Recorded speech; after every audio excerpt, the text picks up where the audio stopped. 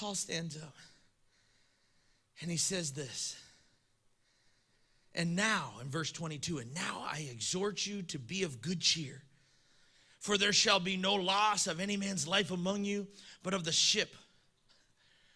Bro, I tell you what, when you finally stand up, people are going to think you're crazy. Now let me paint the picture again. I can, in my mind, they are in the middle. This storm, if you go through and study it, this is like a Cat 5.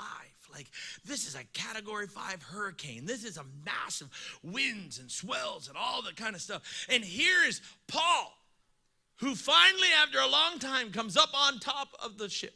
He's on the deck. He's holding on. Waves. I can almost picture him with sea foam in his mouth.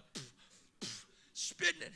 His nice hairdo all mashed down because his hair gel got messed up in salt water. You know, salt water gets in your mouth. You can't, you know, I can just picture him sitting there, hair mess, smashing, getting it all, and he's holding on. And then he says to these guys who thought they were about to die, he says this, his first words, be of good cheer.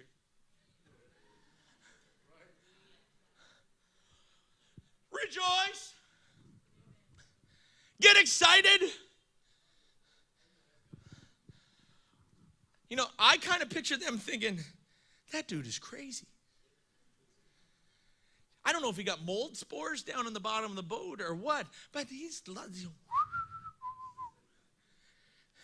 said there's something wrong with that guy because he's saying be of good cheer. You know what? Some of you had said that about your pastor who's been standing in this pulpit preaching on praise and worship and trusting in God. And you're there saying, you don't know the storm I'm in. I can't do that. What, are you crazy? I'm here to tell you Paul stood up and he got a hold of it. It didn't matter that the waves were crashing. It didn't matter that the wind was blowing. Amen. He just said, guys, be of good cheer.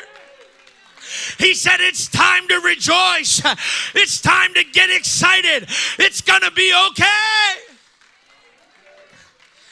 He said, for there stood by me this night an angel of God, whose I am and whose I serve.